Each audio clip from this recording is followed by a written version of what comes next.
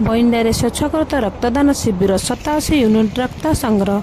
बइंडा 14 Kishannagar block अंतर्गत बइंडा शिक्षक पड़ा श्रीराम मंदिर कमिटी आनुकूल्य एक दिनिकिया स्वेच्छाकृत रक्तदान शिविर अनुष्ठित हो जाइछि। एही अवसर में मुख्य अतिथि भाव में Bainda electrical sub divisional officer Akshay Kumar Sahu जोगदे फिता काटी उद्घाटन करथिले।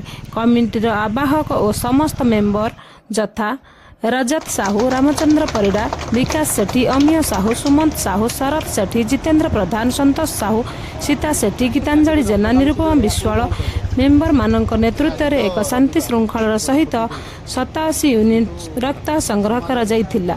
एथिरे श्रीराम मंदिर कमिटी और 8 मल्लिक स्वास्थ्य केन्द्र डॉक्टर कुमार सौरभ सभ्य सचिव और समस्त कर्मचारी सक्रिय अंशग्रहण करी रक्तदान एक महत् दान बोली नारा देइथिले।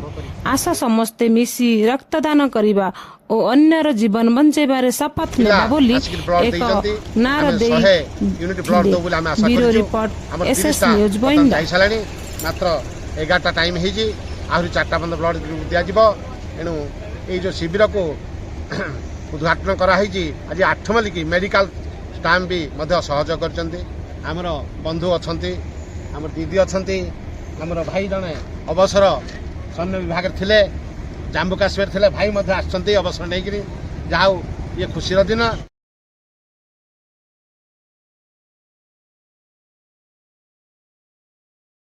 निरंजना प्रधान शिक्षक पड़ा अवसरप्राप्त ICDS सुपरभाइजर। आम श्रीराम कमिटी तरफ आज गोटे स्वेच्छाकृत रक्तदान शिविर आयोजन कराई। आमर श्रीराम नवमीर सब कमिटी वृंद सहयोग कर समस्त प्रथम मुझे धन्यवाद अर्पण करुँची। रक्तदान करी मो जीवन में 2 थर रक्तदान करिछि, किंतु बिंदुए रक्त देले जेकोसी जड़े निरीह जीवन बंची जापर आमर महत् काम। डॉक्टर कुमार सौरभ उपखंड चिकित्सालय 8 मल्लिक काम कर। आज श्रीराम मंदिर कमिटी शिखरपड़ा बइंडारे एक रक्तदान शिविर आयोजन करा समस्ते उत्साहित हो रक्तदान कर जोटा कि निहाती आवश्यक 8 मल्लिक उपखंड जोटी कि सिकिल सेल आ किडनी रोगर परिमाण ये बहुत अधिक रही। तेणु समस्त अनुरोध करी एमती उत्साहित होगी अन्य जीवन बचाई आगे आसतु।